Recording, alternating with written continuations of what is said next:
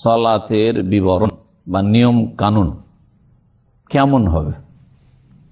এমনি সালাতের চাইতে পার্থক্য আছে না সেম? পার্থক্য আছে? জানেন পার্থক্য? জানেন? হ্যাঁ জানেন, তাহলে ঠিক আছে। অধিকাংশ ভাইরা জানেন, আজকে ভালো করে জানেন। এমনি সালাতে এক রাকাতে কত সেজদা? 2 সেজদা। রুকু কয়টা? 1 রুকু। কিন্তু কুসুফে 2 সেজদা, ঠিক ওই রকমই 2 রুকু। সূরা ফাতিহা 2 বার করে পড়তে হবে, কিরাত 2 বার করে করতে হবে। জি, দিয়ে দিলাম প্রাথমিক। এখন আসেন, জি হ্যাঁ, বলছেন যে সালাতুল কুসুফ হচ্ছে এরকম, হে আইয়ুসাল্লি রাকাতাইন, 2 রাকাত সালাত। কুসুফের নামাজ তাহলে কত? সূর্য চন্দ্রগ্রহণের নামাজ হচ্ছে 2 রাকাত। আচ্ছা, এতে তেলাওয়াত উচ্চ স্বরে হবে না আস্তে? রাত্রে চন্দ্রগ্রহণ তখন তো উচ্চ স্বরে হবে, রাত্রে নামাজ উচ্চ স্বরে, কিন্তু দিনে যদি হয়, দিনে হইলে উচ্চ স্বরে। যেমন ঈদের সালাত উচ্চ স্বরে, জুমার সালাত দিনে তো উচ্চ স্বরে, ঠিক তেমনি সূর্য চন্দ্রগ্রহণের নামাজ হচ্ছে কি?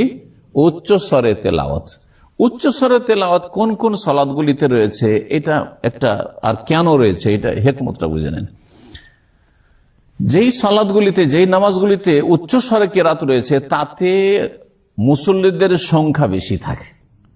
যখন অনেক সংখ্যায় মুসল্লিরা হাজির হয়েছে, এই সময় একটা সুবর্ণ সুযোগ যে এদেরকে কিছু কোরআন, আল্লাহর কালাম শুনিয়ে দেওয়া হোক। আর আসল হচ্ছে যে একজন মুসলিম আল্লাহর কালাম বুঝবে যে আল্লাহ তাদেরকে কি বলতে চাইছেন, বুঝা গেছে না? মনে মনে তেলাওয়াত হলে তার শোনা হচ্ছে না, যাতে করে ওর থেকে নসিহা নিতে পারে, ওর থেকে উপদেশ নিতে পারে, ওতে থেকে তাদের ইমান তাজা হইতে পারে। এটা হচ্ছে উদ্দেশ্য। জুমার সালাত অনেক লোক, এমনি ওক্তিয়া নামাজে জোহরে আর কয়জন, কিন্তু জুমার কত গুণ বেশি। সুতরাং জোরে তেলাওয়াত লোকেরা শোনুক এবং কিছু আয়াত থেকে কিছু শিখুক, আল্লাহর খেতাব, আল্লাহ সম্বোধন, আল্লাহ কি বলতে চাইছেন তাদেরকে। ঈদের নামাজ অনেক লোক শোনুক তেলাওয়াত, জি হ্যাঁ, জানুক আল্লাহর কালামে কি বলা হচ্ছে। এইরকমই চন্দ্রগ্রহণ, সূর্যগ্রহণে অনেক লোকেরা হাজির হয়েছে, জি হ্যাঁ। কারণ এই পাঞ্জেগানা মসজিদে, প্রত্যেকটা মসজিদে সালাতুল কুসুফ না, হয়তো মাঝে মধ্যে কিছু কিছু মসজিদে হচ্ছে, সব মসজিদে না, তার ফলে অনেক লোক সেখানে হাজির হবে। এটা হচ্ছে আসলে শরীয়ত সম্মত বিষয়। আজকাল লোকেরা হাজির হচ্ছে না, সেটা লোকজনের ব্যস্ততা আর গাফিলতি।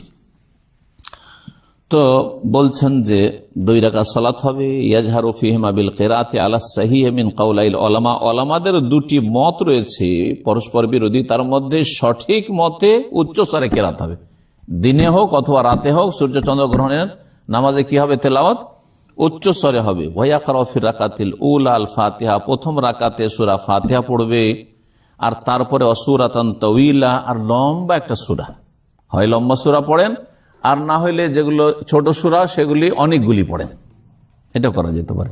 তবে লম্বা সূরা রাসূলুল্লাহ সাল্লাল্লাহু আলাইহি ওয়াসাল্লাম পড়েছেন, কাসূরাতিল বাকারা, যেমন সূরা বাকারা, আওকাদুরাহ, অথবা সূরা বাকারার মতো সূরা, আলে ইমরান, নিসা, মায়েদা, আরাফ, বড় বড় সূরা।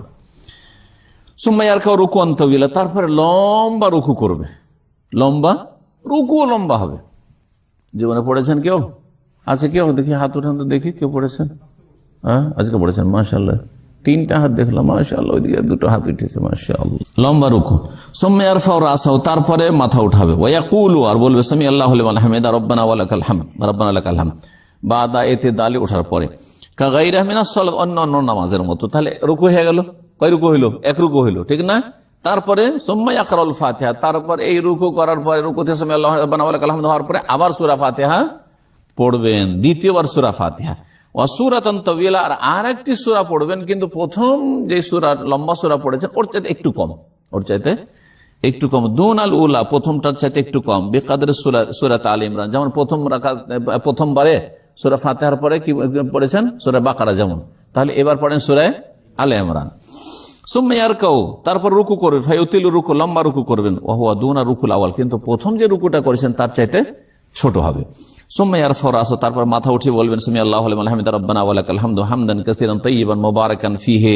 তার এছাড়াও রয়েছে মিল আস-সামাওয়াতি ওয়া মিল আল আরদি ওয়া মিল মা বাইনাহুমা ওয়া মিল মা শাইতা মিন শাইইন বাদু আহলুস সানাই ওয়াল মাজদ ওয়া কুল্লুনা লাকাল আবদ। আল্লাহুম্মা লা মানিয়া লিমা আতাইতা ওয়া লা মুতিয়া লিমা মানাত ওয়া লা ইয়ানফাউযুল জাদ মিনকাল জাদ। এসব লম্বা লম্বা দোয়া রয়েছে, এমনি নামাজও বলতে পারেন, বিশেষ করে তাহাজ্জুদের নামাজে, তারপরে সালাতুল জোহা বা এমনি আপনার সুন্নত নামাজ এগুলোতে, অথবা ইমাম যদি মনে করে যে আমার মুসল্লিরা সবাই লম্বা নামাজ পড়তে পারবে আর এই দোয়াগুলি যদি পড়ে, তাহলে সুন্নাহ এগুলো। শুধু রব্বানা ওয়া লাকাল হামদ, আমাদের পুঁজি হইলে এতটুকু, সামি আল্লাহু লিমান হামিদা রব্বানা ওয়া লাকাল হামদ, বাস। না না না না, এত শর্ট পুঁজি থাকলে হবে না, আরো কিছু পুঁজি বাড়ান, যে এগুলিও সুন্নাহ। তাই বলছে মিল আসসামাই ওয়া মিল আল আরদে, সামাই আছে সামাওয়াতে উদিও আছে, বিভিন্ন রকম ভাবে হাদিসগুলো এসেছে। অমিল আমা শেতামিন শাইইন বাদু, এতটুকু বলেছেন, কিন্তু যেগুলো বললাম সেগুলো আছে অন্য হাদিসে।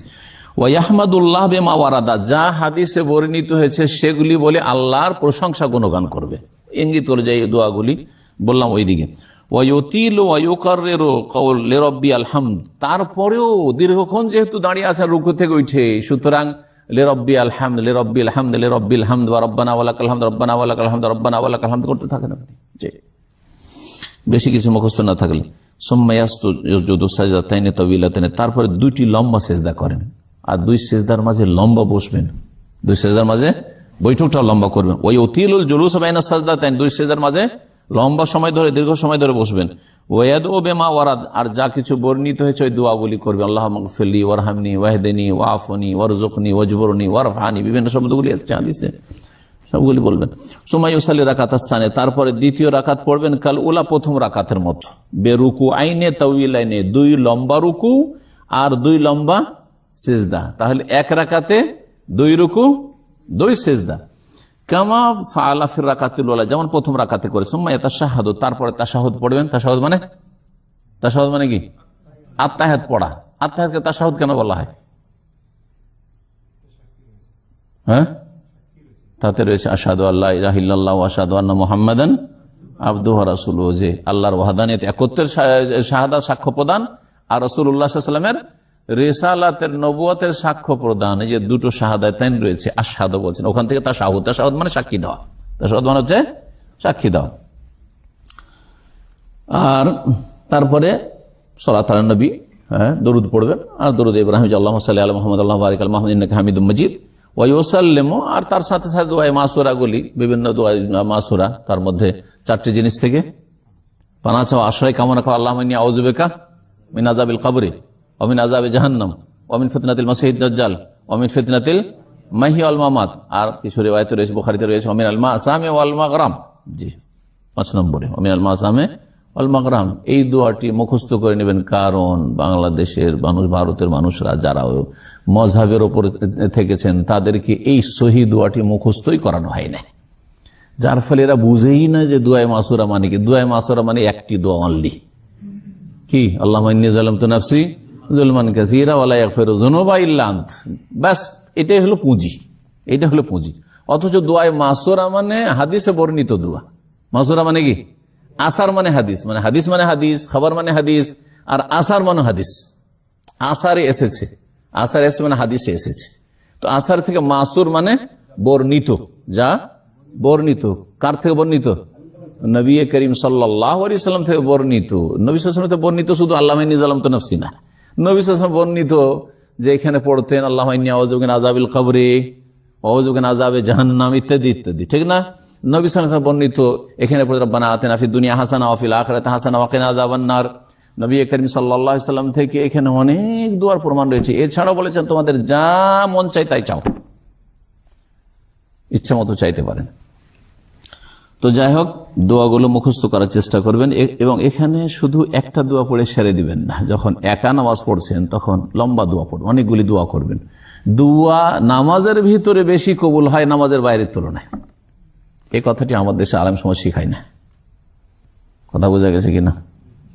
আপনার এখানে যেভাবে ফ্রি, একটা উদাহরণ, যেভাবে ফ্রি হয়ে এখানে মাসলা মাসাইল জানতে পারবেন, আপনি রাস্তাঘাটে পাবেন? হ্যাঁ, বা ওইভাবে আপনাকে সময় দেওয়া সম্ভব হবে? কখনো সময় দেওয়া সম্ভব হবে না।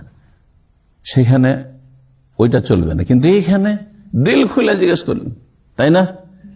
তারপরে কোন একজন বড় ব্যক্তির কাছে গেছেন আপনি রাষ্ট্রপতির সঙ্গে দেখা করতে, রাষ্ট্রপতি ভবনে, আর যাওয়ার পরে আপনার আর্জি নিয়ে গেছেন, আপনার ছেলের চাকরি বাকরি বা কোনো একটা কেসে আপনার জুলুম অত্যাচার ইত্যাদি, আপনার যাতে জুলুমের অবসান ঘটে গেছেন।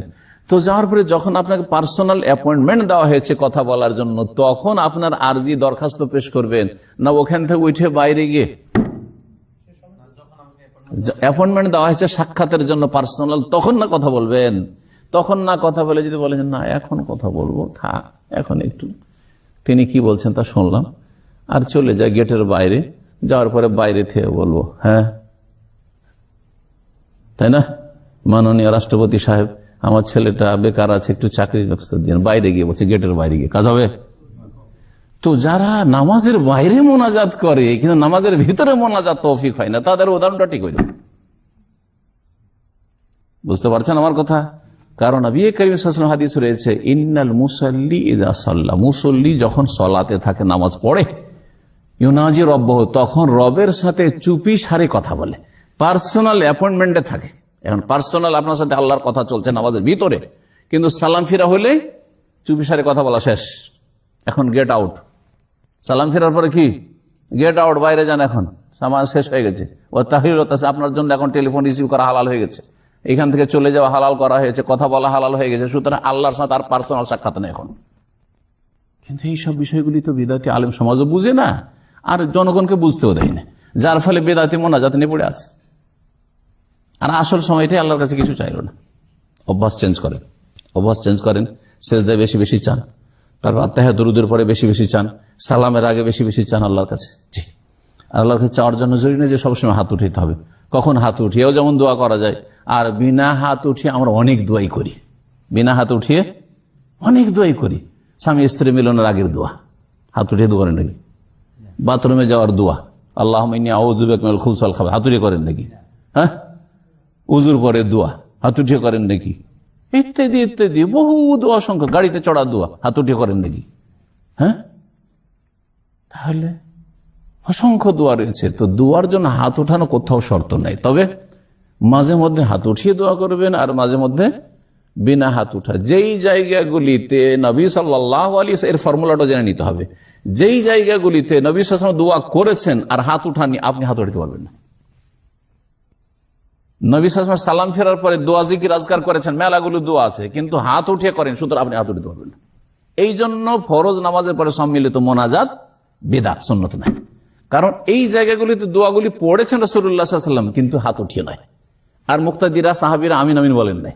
তো আপনাকে এই অধিকার কে দিল যে আপনি সম্মিলিত মোনাজাত করবেন? বুঝতে পারছেন যুক্তিগুলো? জি।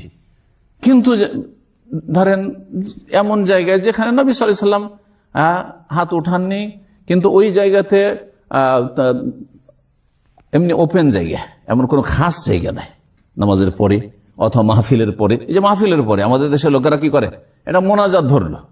তো নবী সাল্লাল্লাহু আলাইহি ওয়াসাল্লাম মাহফিল করেছেন না করেন নাই?